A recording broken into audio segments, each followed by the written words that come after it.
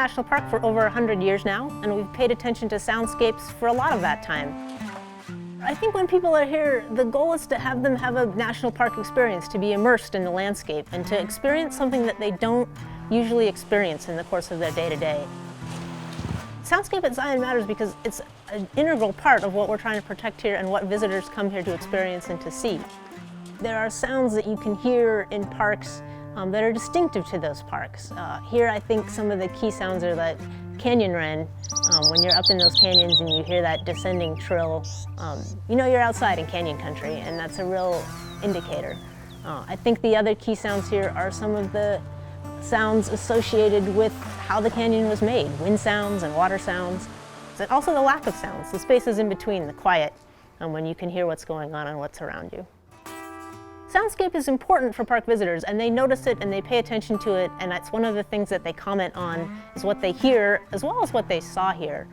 We manage it partly for the visitor experience, but it's also an important natural resource for the animals that live in the park as well, to protect that space that they hunt in, that they mate in, that they live in, so that they can all hear what they need to hear.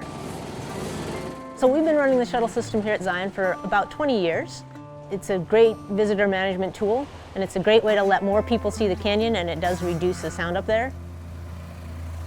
Our fleet is getting old. We need to replace the shuttles, and we've started to do that with electric shuttles, with the idea being that those vehicles are much quieter, so that you won't be able to hear and notice even the shuttles, and that will really expand that noise-free interval and reduce the sound up canyon. So we've started that fleet replacement. We do have 2 electric shuttles in the fleet right now, and we're working on pulling funding together and bringing those online as we phase out the current fleet. It's going to take a little while, and we've had to do some testing with various shuttles in the park to find ones that can run in Zion heat all day long up the canyon. It'll be exciting because they really are quieter. It's fun when we've been running the test ones or the new ones in the canyon, because it does really decrease their presence and their impact, and it lets people that are riding the shuttles focus on the park and what they can see and they hear more, rather than being able to hear the shuttle noise. So visitors to Zion National Park can take some of what they have gained here visiting the park home with them. And I think part of what that is just that paying attention and noticing.